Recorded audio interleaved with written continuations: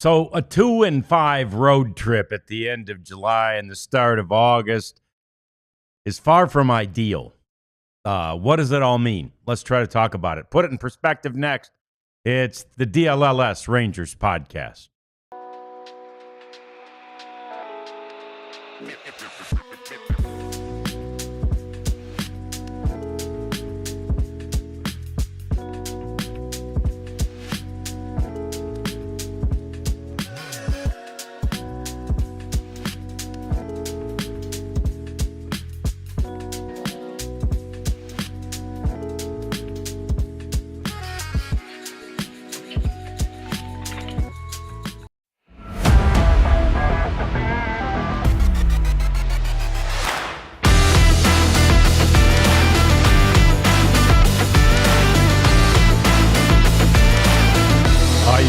Profits with us today. Dun, dun, dun, dun. Or is that dun, dun, dun? Dun, dun, dun. Yeah. Dun, dun, dun. Okay, either way. I like it, John. Yeah, I think it's very well done, Prophet. Thank you. John Radigan, Jeff Wilson, and the Prophet is here today, too. We're glad to have him. Glad to have you. We see you're fired up. We are, too. We were calling for a lot of the same things you were, like how about we pinch hit for Jock Peterson there, for God's sake. I mean, there's so much to try and figure out about this game and talk about regarding it. The Rangers lose 5-4, the final. A quick game, despite a fairly high score, relatively speaking, but a disappointing game, Jeff. Another winnable one, not as winnable, I suppose, as Friday night, but winnable all the same. Yeah, and you can come back and look at these games and point to little things, and those are always the ones that they regret. The home runs obviously weren't great. DeGrom wasn't very good today. I think he has an issue with his command right now. I think he feels good about his mechanics because of the velocity. Yeah, and it's just he's having trouble locating those things. One of the homers was on a hanging slider, the one that Julio Rodriguez hit that broke the 3-3 tie. So that'll be interesting. And curious to hear what he has to say after that one. I'll try to pick his brain tomorrow when they're back in town. But yeah, letting Jock Peterson play. Period. Yeah. That's not a little decision. That's a huge decision. It's a big money decision. But I see in the chat Adolis Garcia not sliding at second there. That's an interesting one. I'm okay with trying to steal the bag, but you got to be safe. You got to know you can get it, but I'm okay with the attempt because after Wyatt, who was it, Rowdy Tellez was going to be up. Yeah. All right. So I'm all right with that one. So there, and if you go back to the loss Friday, obviously Garcia, the single and the hit, the home run were the big things, but he didn't hit a spot once, right? And that's just stuff. It's like, come on, that's basic stuff. Learn, got to pitch a little bit here, and there were times where they didn't get runners in, and didn't tack on, but yes, it was a bad road trip, 2-5 against West opponents, especially after going 8-1 to open it up after the second half, but still 10-6 after the first 16 games. Yep. They lost only 2 games in the wild card race. They're still the first team out. Right. So the season's not over. Not by far. Not at all. Now this is a big stretch, and it was always going to be a big stretch because now they come home, but they get the Yankees and the Phillies. They're going to the Yankees' best. Aaron Judge is expected back during this series, and the Phillies are great. So this is a tough stretch, a good litmus test. But I don't buy the notion that I've seen. I think it's just knee jerk. Oh, this team should have sold it. Never should have bought it. No, this is so wide open. Things are changing week to week, and I think the Rangers they're going to be in the middle of it until the end. Yeah, I believe so too. They'll continue to fight. They'll be much better at home. They'll be much better really on the road, I think, in places that aren't Seattle and maybe Anaheim, who seem to have their number this year. The next road trip is to Toronto and Kansas City. Then they get one to Sacramento and Arizona. Yeah. So and then the last real trip, the final 3 games are in Cleveland, but the last real trip of the year is to the Mets and Houston. That's a biggie, obviously, or at least we hope it is at that point in the year. Yeah. But yeah, this one was disappointing. I tweeted at one point, I'm just not sure. I mean, Jacob deGrom doesn't miss middle that often. He talked about it himself after the game in Anaheim. The problem was that the pitches they hit were in the middle. And the problem was that the pitches that were hit out today were in the middle.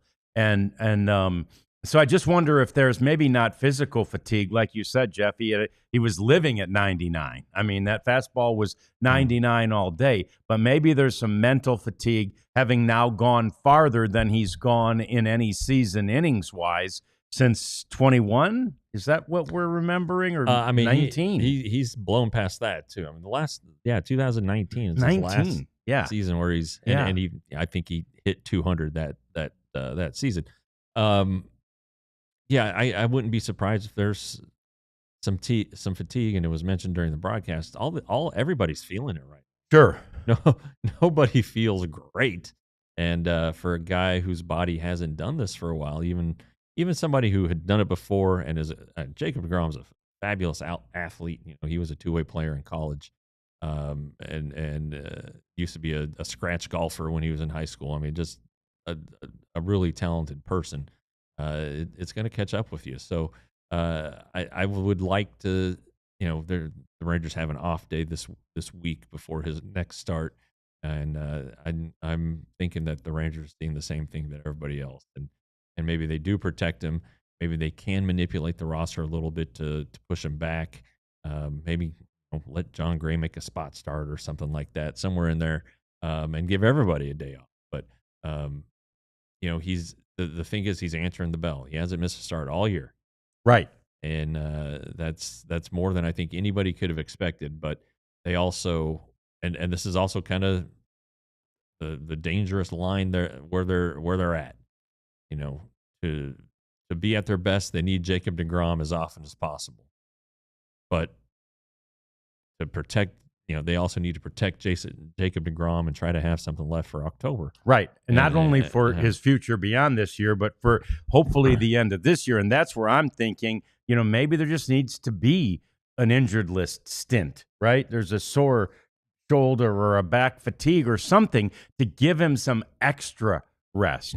Because again, the Jacob deGrom we've seen in the last 2 games in Anaheim and here, we always talk about all the Rangers have to do is get to the playoffs, and you got deGrom and Eovaldi to start off. Well, that Jacob deGrom isn't putting the fear of God into the opponent in those 2 series or more that you're trying to face him. Well, but and it just might also be one of those things. It might. Even the greats kind of run into some bad situations. Look at we talked about who the Yankees have coming.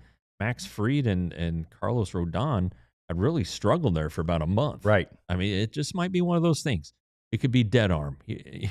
As right. crazy as it sounds. Yep. You just pitch through it, and there's nothing you can do. You just have to fight your way through it. So I'm sure they're going to talk about it if they haven't talked about it already, and we'll see how it shakes out here in the upcoming homestand. But expect him to start next weekend for sure against the Phillies. Yeah, no doubt. I'm sure, again, that's a team he's faced many times, and so it'll be interesting to see how they use him, how they do it, but and how he responds, because all of us thought after a sub deGrom like performance in Anaheim, you kind of thought, oh man, he's going to be. I couldn't wait to watch him pitch today, right? Like he's going to be nails, and he walked the first hitter, Yeah. And I'm like, okay, maybe not, but I thought he made a really quick adjustment because if you looked at where the pitches were in that at bat to Rosarina, he came back right away, and it was like Jacob deGrom where he's throwing hard and putting it where he wants. I thought maybe he made a quick adjustment, but then in the second, the Blanco home run, he just gave him too good of a pitch to hit. Yeah, and then the worst thing was that before the Rodriguez home run and before the Crawford home run, there was a walk each time. And Right. again, how many times we say it, even for a Jacob deGrom, man, those walks haunt you. Solo home runs don't beat you in most cases. Yep. And 2-out walks, those are killers. So anyway, but yeah, all right. Moving beyond Jacob deGrom, really good job by the bullpen, Hobie Yeah. Milner. How about that Cole Winn, ladies and gentlemen? That was pretty good stuff from Great him. performance. 2 straight days for him. And I tell you, if you want to start looking at future closers, maybe you got to look at Cole Winn. That splitter, when it's on, is a really, really good pitch. Yeah. And he was getting it up to 98 yesterday. So and I didn't see today because I computer, but yesterday at the ballpark, the Safeco, they did the velocity. It was 98. So um, it's young. It's a loose arm. He can throw a bunch of other pitches. Maybe. I don't know. Not this year. Or maybe. Who knows? Yeah, you don't know. You don't know, and because of the events previously in this series, which obviously Friday night and then yesterday, similar situation with Robert Garcia, and that becomes the next question, really, doesn't it, for the Rangers? I mean, again, we were all hoping, planning, thinking they were going to get a closer. I think the closer market just got a little out of control at the trade deadline. I'm certain that they still would have liked to have gotten a closer, but the market was such that they didn't have either the player equity or the money, to go over the cap with. So they didn't get a closer. Yeah. And so we're still in the same position that we were prior to the trade deadline, which I thought they had a really good trade deadline. I like all 3 of the arms they got. Yeah, I've some people have mentioned, what about Danny Coulombe or Phil Maton? Yeah. And I mean, they had 2 scoreless innings. They've been really good this year. Coulombe's ERA is down to 1.09 or something like that. Combined, they've given up 1 home run. Maton did that. So, you're talking about guys who are veterans, who have pitchability, and who, know how to get outs. They don't throw hard. Right. And so and this is something that we were discussing after the game the other day, when in reference to Robert Garcia. The Rangers don't have anybody in the bullpen who just the other dugout looks up and sees this guy trot in for the 9th inning and, oh my, we're done. They don't have that guy, and it would be nice if they did. And I don't know that Danny Coulombe and Phil Maton, very nice guys. I really like them. Yeah. I don't think that they strike fear in the heart of anybody. But again, it's about getting 3 outs, and so maybe, I don't know, and maybe here with them being getting the day off today, tomorrow, having to play right away, and if there's a safe situation, maybe you do see one of them get the shot, because Garcia with his back spasms, he doesn't need to pitch tomorrow. So I will be curious to see if that situation arises and who the choice would be. And maybe it's Luis Crivello. Hey, why not? How about his first start, or I'm sorry, first victory, and just second major league game, and that was really an unbelievable situation to find yourself in. Yeah, he was so excited the Thursday night when he made his debut, and it was really good. I mean, he was excited, and fired up, and that just seems to be the guy he is. Just the personality. We talked to him yesterday, fun guy, and so then he comes in to a situation yesterday, having to replace Garcia, facing probably one of his heroes, definitely one of his countrymen and friends who he knows, Eugenio Suarez from Venezuela, and falls behind 3-0 and comes back and gets him on the next 3 pitches. Yeah. Is excited, comes off the mound. The Rangers go ahead. Nobody's warming. No. It's a Luis Crivello's game, baby. Yep. And he comes in there and just nails it down. And afterward, it was a couple things. The media elevator now at that ballpark is also the elevator that Mariners front office officials. Okay. So Jerry DiPoto was on there next to me. And I asked him, I said, Jerry, did you guys have any shot at re-signing Curvello? And he went, he had no interest. Wow. Yeah. So he wanted out. He feels motivated.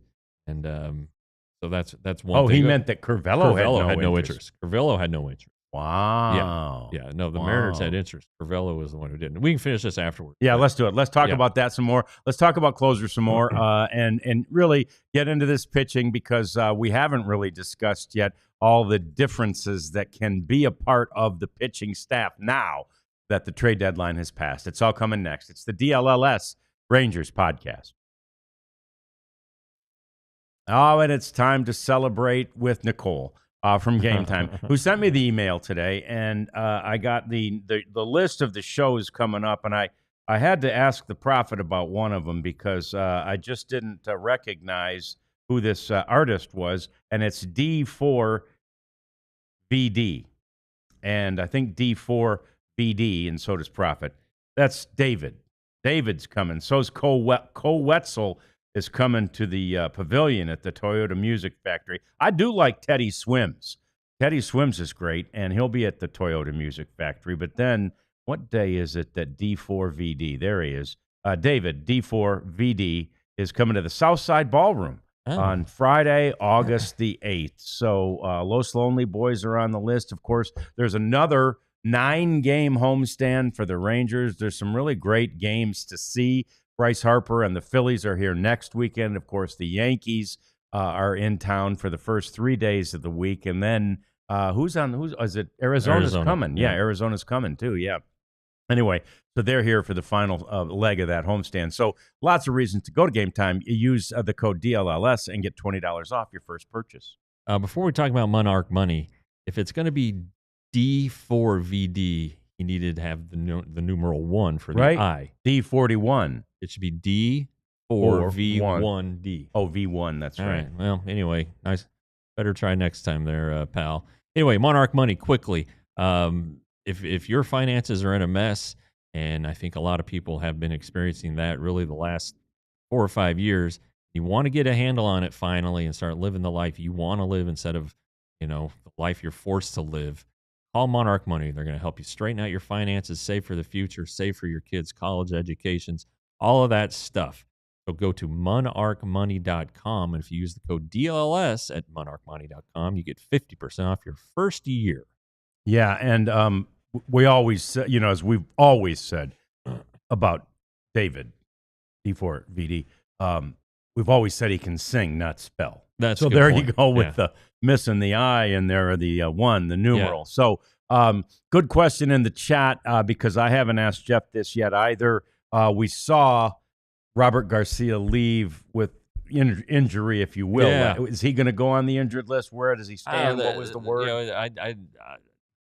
I left the series yesterday, and as we left, Bruce Bochy said that he thought that Garcia would be able to avoid the injured list, and really kind of made it sound like it wasn't a big deal, but you never know how it feels the next day. Anyway, I wonder though whenever he returns, if he's going to be returning as a closer, because now I don't think it's just a physical situation. I think there might be something between the ears. No doubt. Especially after consecutive blown saves in big situations and 2-run homers in each case. Yeah. So I think he might have earned himself a break. So in fact, Mike Bassick was talking about it last night. Because again, he did get a couple of hitters after the 2-run homer in the 10th inning, which was amazing. And Mike was giving him credit, and rightly, because the negative thoughts, Mike said, that are going through your head as a pitcher on the mound at that moment are just astounding. And Robert Garcia, I think he got Cal Raleigh and, maybe Naylor, somebody like that. Maybe it was Rodriguez. It was Rodriguez. Was it Rodriguez? Yeah. So that's 2 pretty big outs to get after you gave up your second straight 2-run home run in back-to-back games. Yeah, and then he fell behind Cal Raleigh, and I watched the replay last night, and Root Sports is the Mariners channel, and I think all they do is show Mariners pregame, Mariners game, Mariners postgame, and then nothing but repeats of the previous game. Yeah. I must have watched that game 4 times yesterday. Yeah. But I think that you did see Garcia make a motion. It was kind of like a this, and it was subtle. It wasn't like dramatic like I just did it. But Mike Maddox saw it and was walking onto the field, and I think everybody thought he was going for a visit. And then he pointed to Matt Lucero and said, "Come on out." And sure enough, they got him out of there. Hey, ended up working out. Sure. But and don't be that cynical that you think he was looking for a way to get out of it, like Rodney and Caddyshack when the ball hits my arm. It's broken. It wasn't anything like that. I don't know. Let's say he is not the closer. I think probably. Gosh, I don't know. I don't either. I guess I would say Phil Maton would get the first shot at it. Yeah.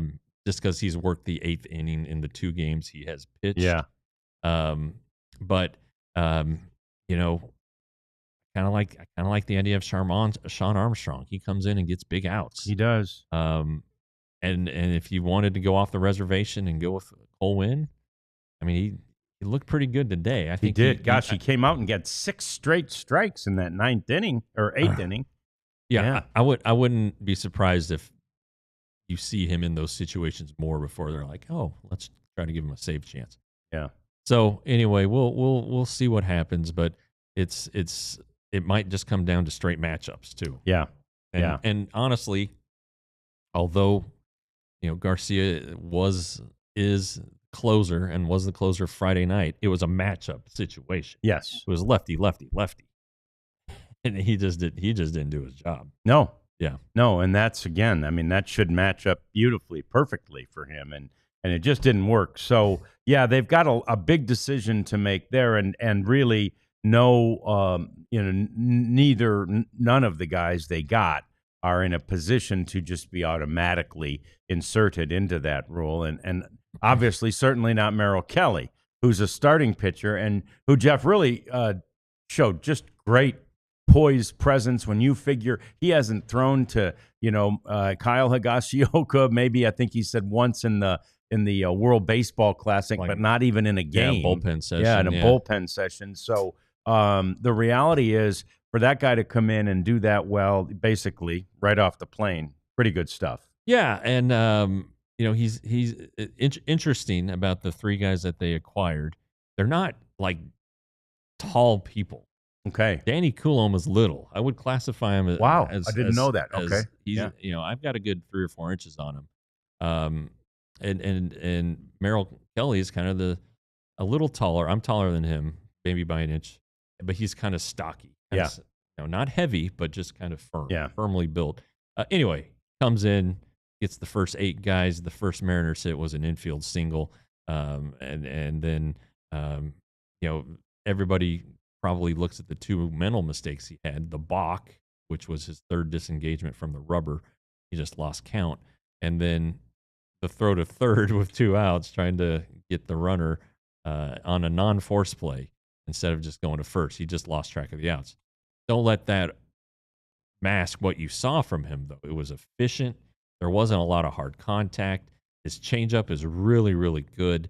And it's just good. It's good pitching is what it is. And so, you add that to the rotation. And I know everybody wanted a closer.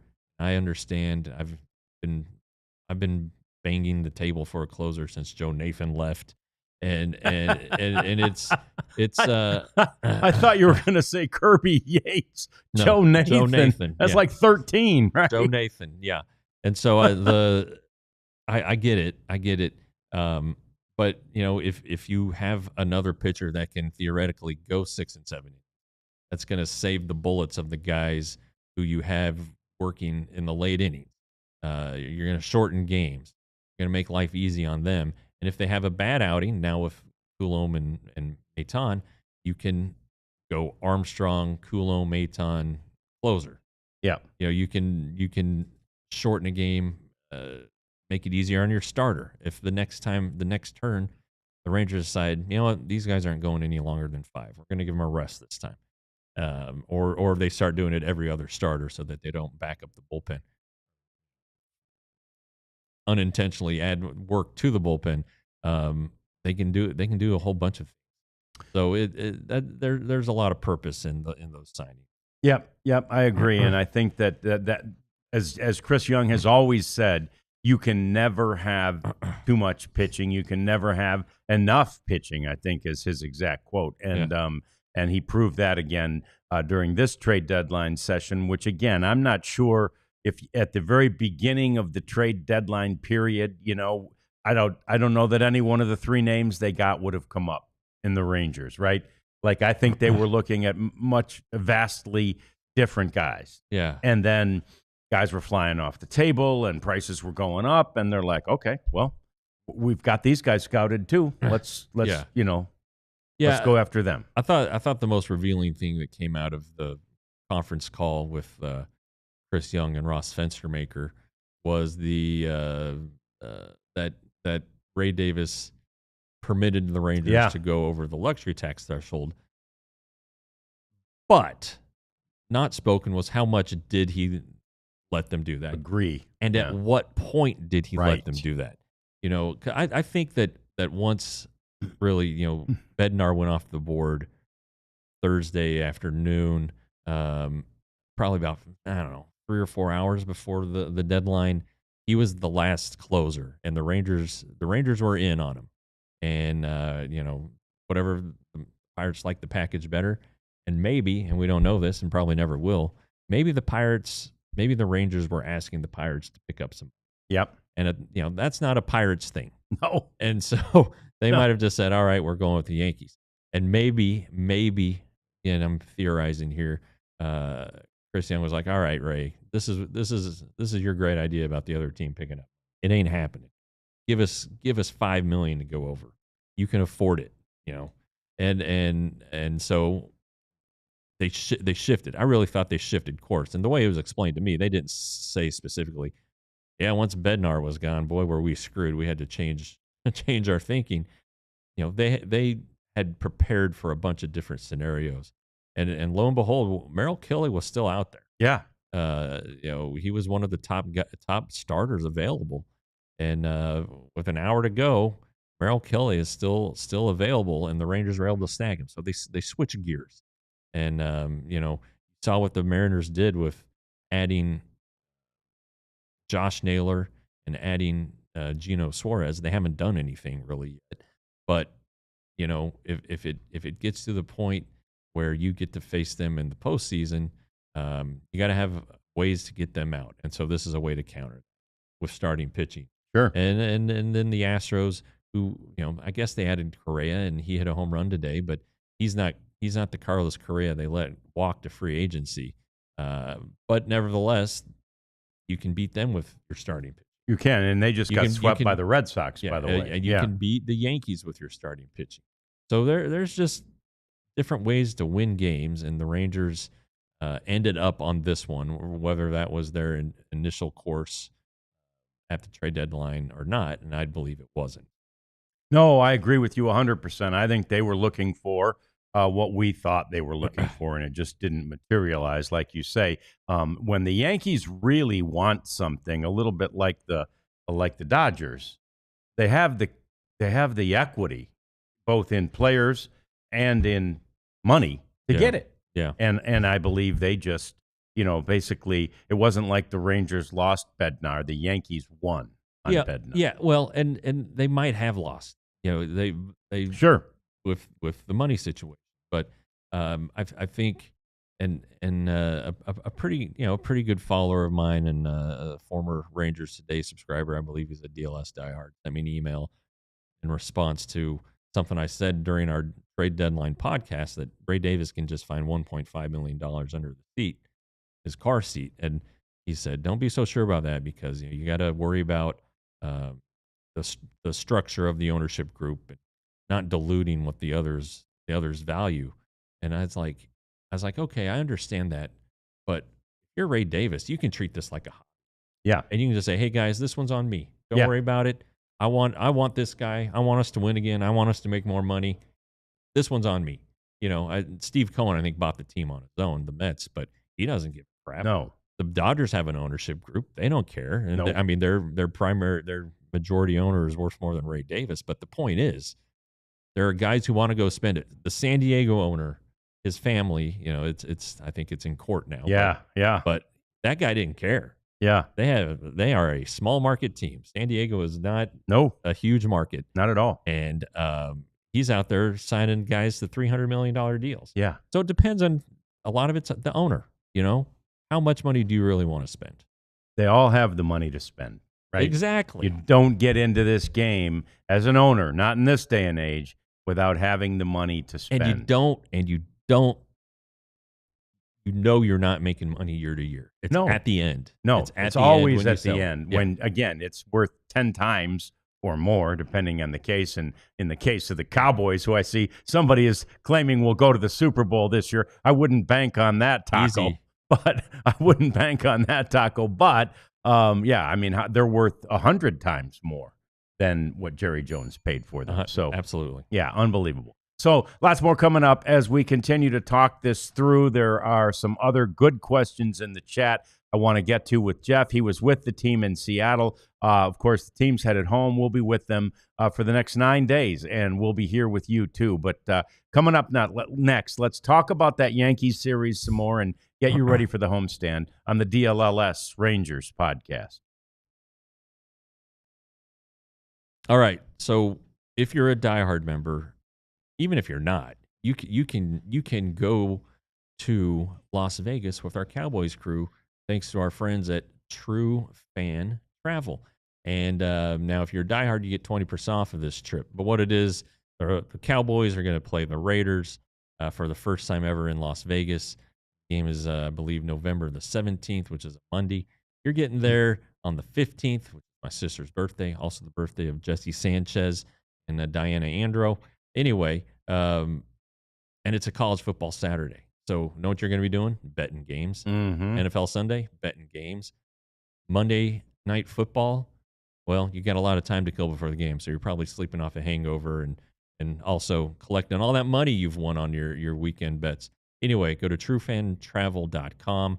Mandalay Bay, hanging out with Clarence and the crew. It's a great time, and you need to avail yourself to do it. And I'm going to ask right now to the chatters, if there was a Ranger spring training trip through truefantravel.com, would you guys be interested in going? Yeah, we'd like to hear from you, and we'd like to have some evidence so we can take it to the bosses, because we definitely want to do it. And if you did that, we may even haul off and get you a T-shirt. I don't know. I'm not saying we will, but I'm saying we could. We'd make some, right? We'd have to. Yeah. Yeah, maybe. Like a big group T-shirt. Yeah. But anyway, we got them. This is my latest. Jeff's had this one forever, but somehow it eluded me in the first couple of batches that I got. And I like it. The new ones, I think, are a little slow in coming because so many of you have bought them. We appreciate that. But this merchandise is at store.allcitynetwork.com. And it's a great place to go and get some of your favorite things that you can't get anywhere else. You're not going to buy them at the ballpark. Not going to buy them anywhere else. Store.allcitynetwork.com. Okay, so Yankees are coming next, and a couple of you have mentioned in the chat. We mentioned it too. They just got swept by the Marlins, so they're not feeling great about themselves. They didn't go into the break feeling great about themselves. Toronto overtook them, I'm going to say maybe a couple of weeks before the break. Yankees raced out to a big lead in this thing, Jeff, but then in the American League East, but then it just has been one of those stretches for this team where, they're just playing. They're kind of scuffling. They're third place in the East. The Red Sox have passed them. So they're dealing with their fair share of injuries for sure. They're going to get Aaron Judge back. That will help. They're just not a good.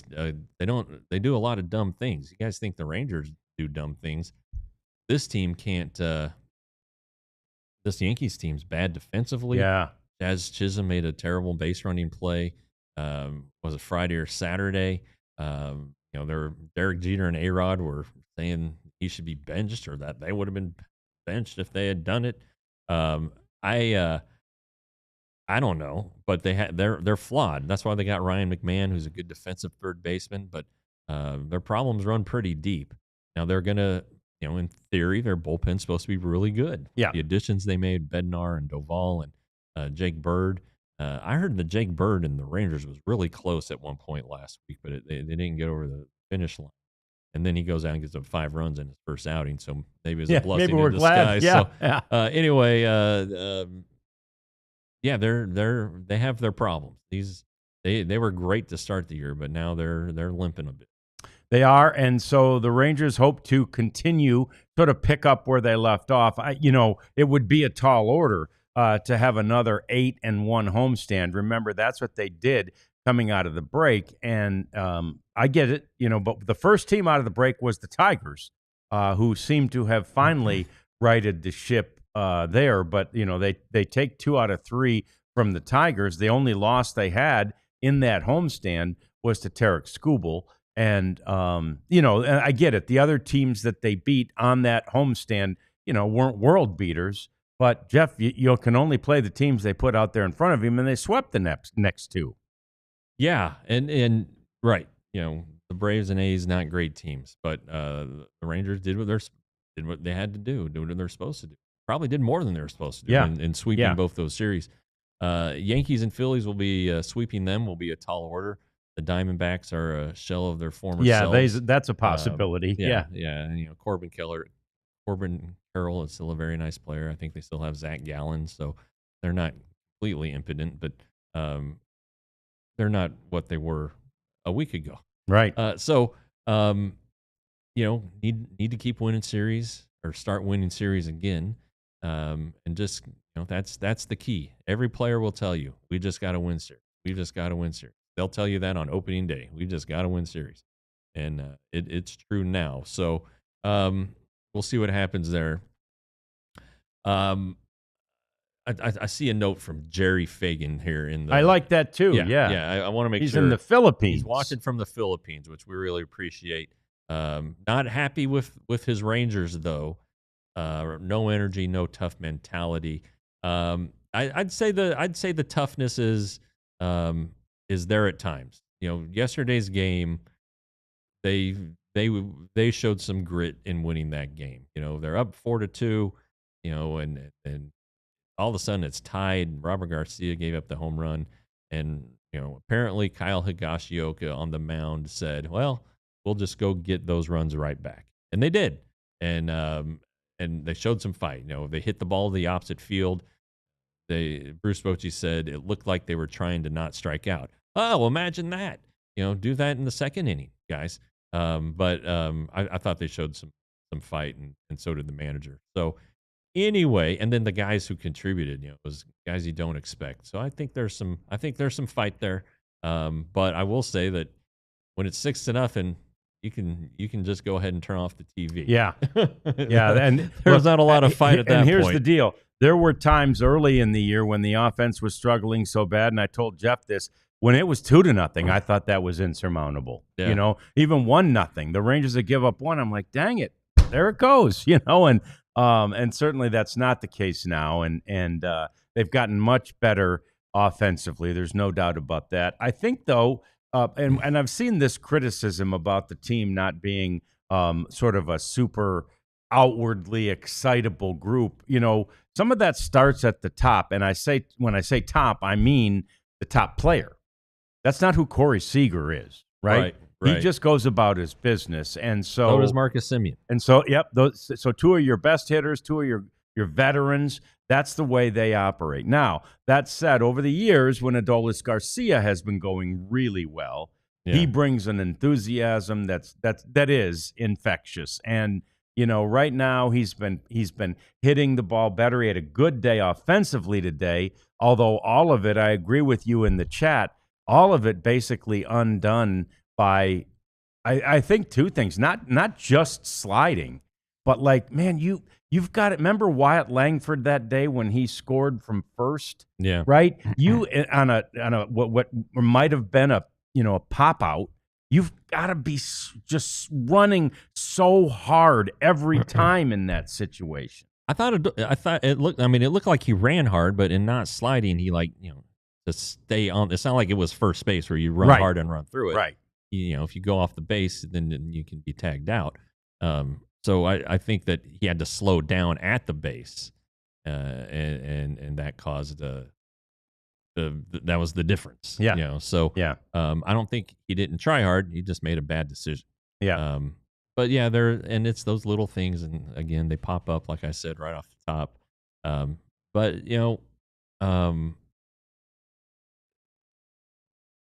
as we also said, season's not over. No. There's a lot of baseball to go. You saw what happened in 9 games coming out of the All-Star break, and another run like that, and Rangers might be in first place. Yeah, and the reality is what we were saying coming out of the All-Star break was the Rangers need to go 6-3 on the homestand, and they had 9 games. The same thing here, right? If you go 6-3 on this homestand, you feel great because what does that mean? That means you won 3 series. Now, if you win 3, against Arizona, right, and sweep them, that means you didn't win one of the series if you're 6-3, but that's okay, right? 6-3 needs to be the goal because it's a 9-game homestand, and you want to, you just because the next alternative is 5-4. You don't want to be basically a 500 home team. Well, you lose a series in that scenario, right? And really, you could lose 2 if you want to, get technical because of a sweep. Yeah, because of the potential for a sweep. Yeah. Yeah. So just anyway, they're better at home. Every team in baseball is better at home this year, and maybe they've figured out their ballpark that the ball doesn't travel as well for whatever reason. I think getting Josh Young back, and Rarities had mentioned his potential return, question. and when I asked Bruce Bochy about it yesterday, I said because Josh had gone out and run and taken grounders. And, we were waiting for the lineup to come out. We didn't know about Evan Carter at the time. And so my question was, are we waiting on Josh Young? Boch said, no, he's getting another day, but he can pinch hit. Well, another day must have turned into 2 days. Okay. Whatever. Maybe if the Rangers had lost Saturday, he would have played today. I'm not sure. But I would expect him back in the Yankees series. You're to the point now where backdating it. It's the 3 days or whatever. It's you can't backdate it any further to the original day now. But if they're willing to use him to hit and not do the cancel out the backdating possibility to its fullest extent, then I think they think he's okay. But we'll see. Yeah, but anyway, getting him back, it's Tellez out of the lineup, and Rowdy's been okay, but that moves Josh Smith to first. And you're a little more athletic, you're a little faster, and even if Josh is running at 80%, I'd take him at 80% over Tellez at 100. So I think that allows the team to get back to doing what they do best. Yeah, which is when their offense is best, they're pushing it on the bases, they're stealing bags, and they're putting pressure on the defense. And Peterson and Tellez in the lineup at the same time, batting back to back as they were the first 2 games of that series. There's no running down. No. Now, are we getting closer with Jake Berger? Yeah. Frisco played in Frisco last night, right? Yeah, last night, and I think he's playing today. And maybe they want to give him a day of rest because minor league teams don't play Mondays anyway. So maybe that just give him some rest, see how he feels Tuesday. They had been targeting the Phillies series, but I mean, he had to run pretty hard yesterday on a double. He seemed to come out of it just fine. So that's another possibility. And then once he's back, what do you do with the roster? Right. That's you have a roster decision to make there. Probably Tellez, just bad luck, but maybe Jock Peterson's hand is still. Yeah, might be. Hey. You know what? There's still some pain in there. I think. Yeah, maybe residual little phantom pain. Yeah, maybe. Yeah, it's a possibility, and you may have to do that. Because again, You don't want to just sit him. Right. You can't just be technically without him. Yeah, you can't have a bench with Tellez and Peters. Yeah, you can't be a man down. And Berger. It's right. A little, right. Not very athletic, not a lot of flexibility. No. All right, more coming up as we continue on this post-game edition of the DLLS Rangers podcast. Let's talk about a couple of things happening around this world of baseball. Get to more of your questions and comments. We appreciate them. Keep them coming. It's the DLLS Rangers podcast.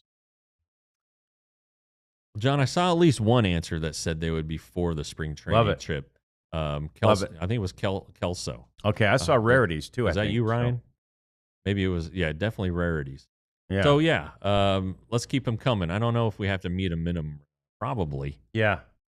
I would guess you do, yeah. Yeah. Ooh, and we'd hate that. All of a sudden, we don't have quite enough. Yeah, and then we'd have to cancel it. Yeah. We're not going to do that. Yeah. So, anyway.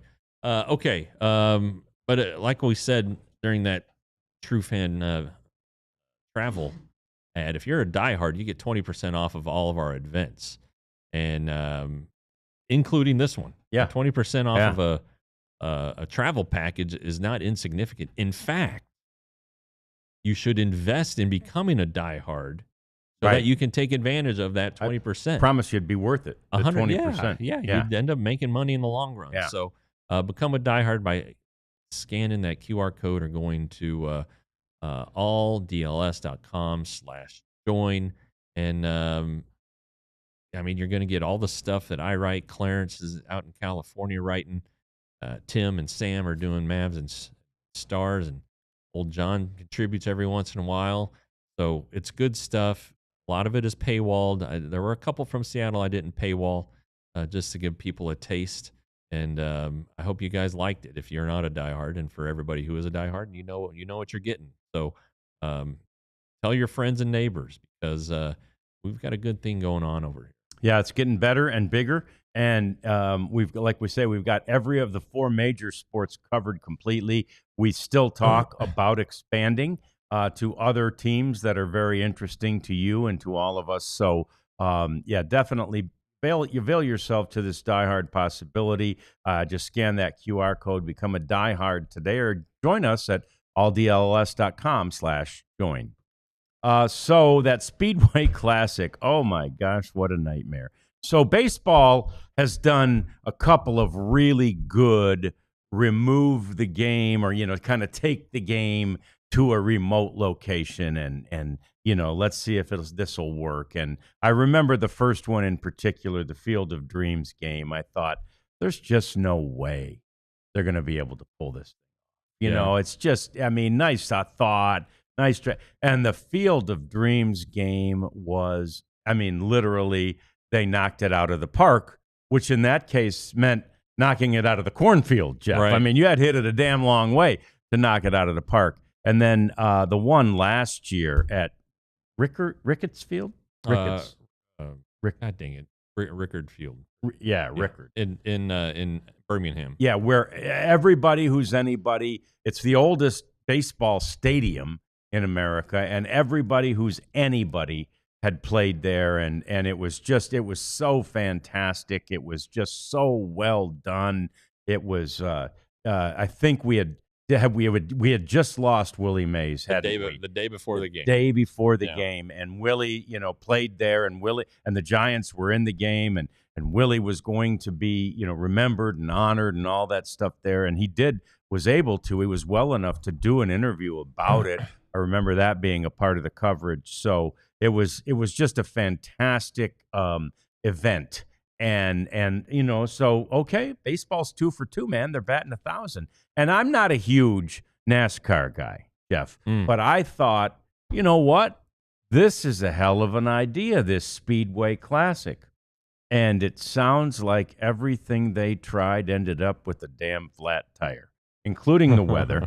There's lug nuts flying everywhere, man. This was bad. Any reports I saw on social media from people who were there said even before the rains came, it was terrible getting in. It was terrible getting out. Your seats, if you didn't have the prime seat, your seats were terrible, obstructive view. You couldn't see anything. Even some of the expensive ones were bad. I mean, it sounds like, unfortunately, it was an epic fail. Well, I thought I did see like a couple crowd shots, and it looked cool. It did. It looked really neat. 85,000 were there, I think. And I always, when I covered NASCAR, I never went to Bristol and always kind of wanted to go. But I mean, first of all, Bristol is very remote. It is. It is not near Nashville. Mm-mm. Okay, it's hard to get to Bristol, and it's right there on the Virginia-Tennessee border, and it's remote for Virginia too. I mean, it is cornfield-esque. And so that's a problem. And if you've never been to a NASCAR race, when there's a big crowd, it's hard to get in and out. Yep. And it takes a long time. Now, this is back when TMS would have 100,000+ fans. I mean, I would get there at 6 on race day and still hit traffic. Wow. So I mean, and that's with a major interstate running right by. And we didn't take the interstate. We took 156 up from Fort Worth. So I can only imagine that Bristol is not as doesn't have a super an interstate running right by it. So maybe NASCAR should have done a better job warning people about that. But alas, doesn't sound like they're going to be going back to Bristol Motor Speedway. No, I don't think so. Why not go to Charlotte Motor Right, Speedway? another one that's now it's different though, metropolitan area. Bristol's a half-mile track, so it's tight and small. Whereas these mile-and-a-half tracks, or Daytona's 2.5 miles.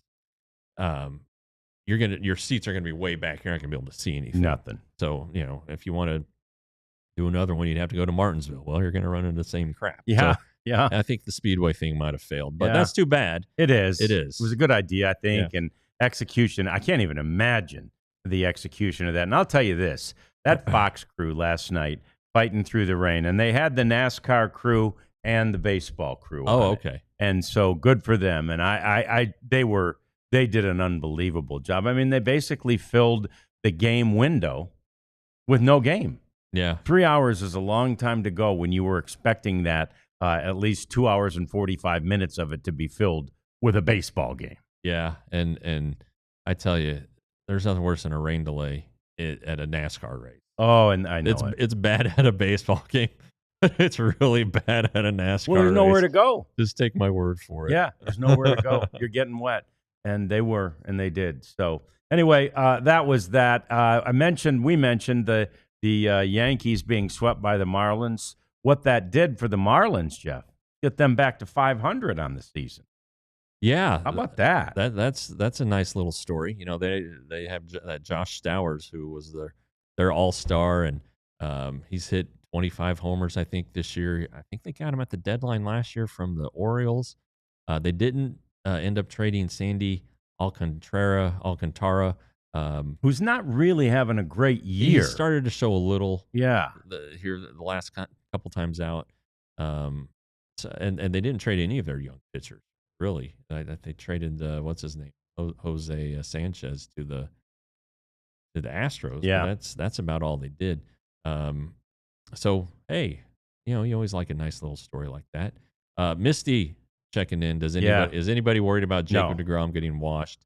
No, maybe washed right now for the last couple weeks here. But not like washed for the rest of his career. No, he's too fired up. He's too cerebral. He's still too good, right? When you can throw 99 and you think the game like he does, you're not washed up, not by any. And it's it is important to note that this is his first full season back, and every pitcher is given the grace of having what's called the rebound year, or the rehab year, and it's the next year that's always the best one, or is better, at least, not necessarily the best one, but is better.